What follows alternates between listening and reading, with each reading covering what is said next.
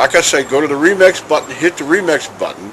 That way you'll have this video and keep up with this. Otherwise, you know, YouTube's just going to control us, guys, and it's really bad. Government researchers have found radiation around the plant may be decreasing. They found levels within 80 kilometers dropped in the year leading up to last November. Officials from the Science Ministry checked more than 140,000 locations. They measured radiation 1 meter above ground, and they used a helicopter to take readings in the air. They found radiation decreased by an average of 40%. They estimated half of that came through natural decay. And they suggest wind, rain, and other environmental conditions dispersed much of the radiation. It's the oldest trick in the book. The distortion of truth by association book.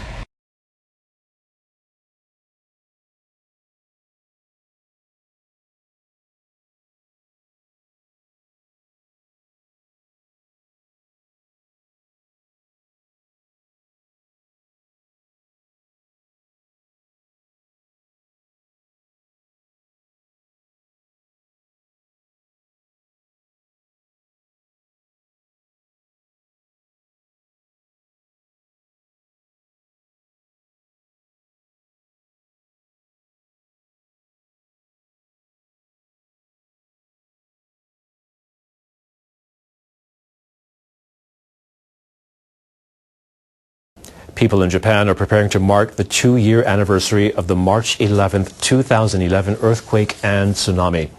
Over the next 10 days, they'll be remembering what they lost that day and sharing the lessons learned from the disaster. Japanese actress Keiko Takeshita performed at a gathering in the northeastern city of Sendai. She gave a vivid reading of passages based on survivors' accounts. A cello and piano provided accompaniment, and photos of the devastation appeared behind her. Memories sprang to me like flashbacks. It makes me cry. What I experienced was beyond words. The reading reminded me of the suffering 2 years ago. Tohoku University's International Research Institute of Disaster Science organized the event. Institute staff want to convey survivor experiences to future generations. They've already collected the accounts of about 800 people. They plan to pass these on through similar reading events and via their website. Tokyo Electric Power Company says about 1,000 firms have not renewed contracts with the utility because they object to higher electricity charges. The firm asked its corporate customers to accept an average rise of 15% last April. TEPCO is struggling financially. Its reliance on energy imports has increased since the March 2011 accident at the Fukushima Daiichi nuclear plant. It says most of the 217,600 companies and factories that had to renew contracts by the end of January have agreed to the rise in electricity charges. But about 1,000 of them are still using electricity without paying their bills. TEPCO plans to seek their understanding for the increase by explaining its cost-cutting measures. It says some corporate customers who renewed their contracts have complained about firms obtaining free electricity. TEPCO says it'll have to cut off companies that do not renew their contracts for a long time. Thank you very much, everybody.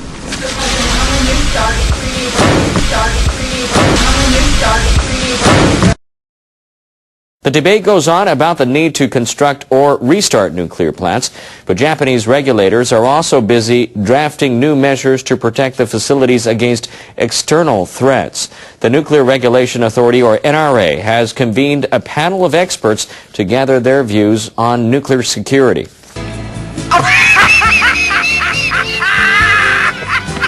What's so funny now? I sometimes just think funny things. The panel held its first meeting in Tokyo on Monday. It includes 8 experts on nuclear plants, counterterrorism, and national security. NRA officials are looking to introduce additional background checks for plant workers. The checks will cover criminal and financial records based on the employee's consent. Officials also want the panel to discuss possible scenarios if terrorists try to intercept a shipment of nuclear materials. The regulators plan to define specific measures within 1 year. Their discussions will involve police, Coast Guard, and other authorities. The governor of Yamaguchi Prefecture in western Japan has put off deciding whether to renew a land reclamation project to build a nuclear power plant. The plant at the coastal town of Kaminoseki was stopped after the Fukushima Daiichi accident in 2011. Chugoku Electric Power Company last October filed for an extension of the project, but Governor Shigetaro Yamamoto rejected the request and asked the firm for explanations 4 times. They failed to agree. Yamamoto said he will give the firm a year to come up with more details on why the plant is needed as part of Japan's energy policy. Prime Minister Shinzo Abe says he will review a former government policy against building the plant. U.S. authorities have decided to use a Japanese government fund for disposal of ocean debris created by the tsunami that hit its northeastern region in March 2011. Some parts of the large floating debris field have already reached the Pacific coast of North America. The National Oceanic and Atmospheric Administration says it will use part of the $5 million donated by the Japanese government to dismantle a floating dock that drifted from Japan. The huge dock was found in the state of Washington in December last year. The dismantling work is estimated to cost $630,000, of which nearly $480,000 will be covered by the Japanese donation. NOAA officials say the rest of the Japanese fund will be distributed to 5 states facing the Pacific to help them clean up tsunami debris in the future. One estimate has roughly 1.5 million tons of tsunami debris from the disaster 2 years ago drifting across the Pacific Ocean.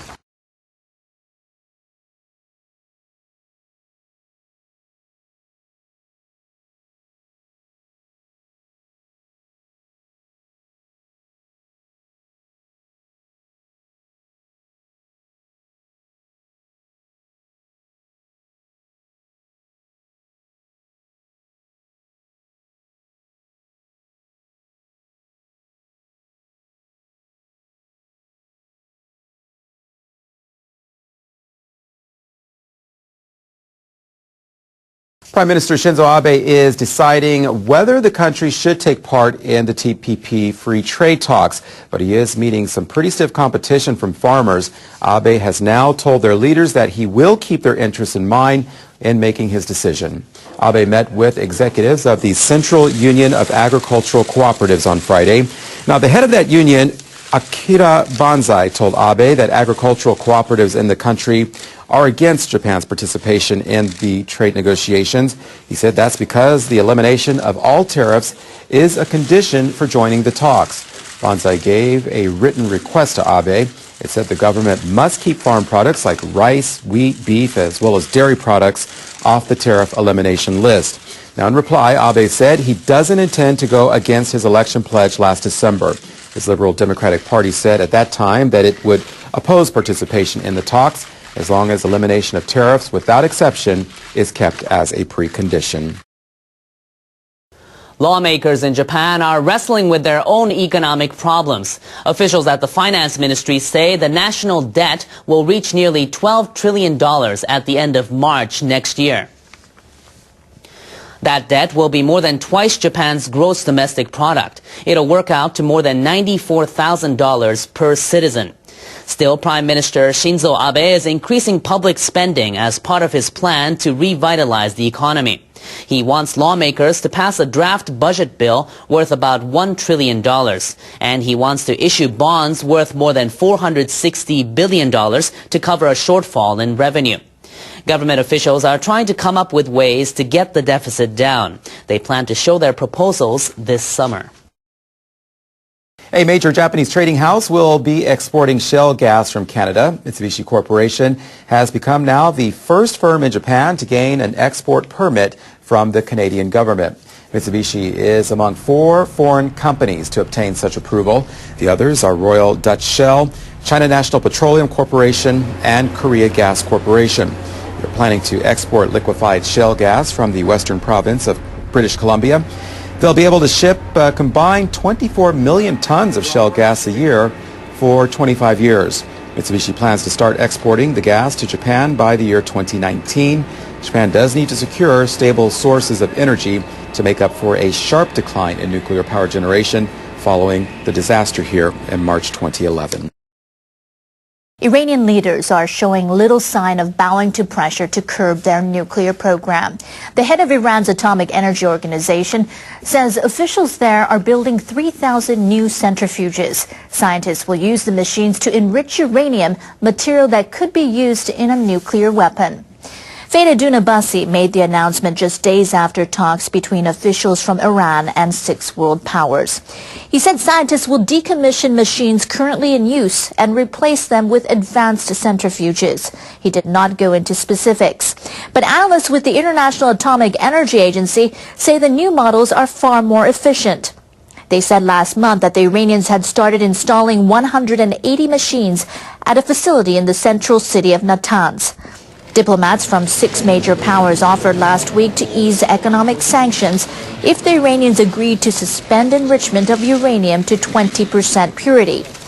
Beyond that point, scientists can quickly move toward material that's weapons grade. Iranian leaders say they are refining uranium for peaceful purposes. Offshore wind turbines can provide power to communities while satisfying the demands of environmentalists. In the past, engineers had to anchor them to the seabed so they could only install them in shallow waters. But now some engineers have developed a turbine that floats, and a group in Japan is working on refining the design. The Goto Islands are 140 islands and islets in southern Japan. The surrounding seabed is uneven, and strong winter winds cause high waves. It's difficult to install fixed-wind turbines. This is Japan's first floating wind turbine. It's a demonstration project the Ministry of the Environment has been conducting since August. The trustees of the project are 3 private companies, a research institute, and a university. It is a small-scale test turbine capable of generating up to 100 kilowatts of power. The designer of the turbine says because it's floating, the biggest advantage is that it can be put anywhere in deep seas. If floating turbines can be put into practical use, renewable sources of energy will be utilized more. I wanted to make a contribution toward making that happen. Utsunomiya uses a plastic bottle to demonstrate how the wind turbine floats. The submerged part is called the spar. It contains a weight as well as seawater to keep the turbine upright. Much like a fishing float, the wind turbine doesn't sway much, even in strong winds. Now, many countries have got their eye on floating wind turbines. However, there is a big obstacle to overcome before they can be used widely. It costs much more to construct a turbine that floats in the sea than one that is fixed. To reduce costs, Japan's test turbine has an innovative feature in its submerged spar section. Usually spars are made totally of steel, but Utsunomiya developed a hybrid spar using concrete for its lower part. It's the world's first floating wind turbine with a spar using this inexpensive material. To prevent the turbine drifting away, it simply needs anchor chains to be sunk. No complex equipment is needed. The simple design of the turbine is geared toward mass production and is the key to cutting costs.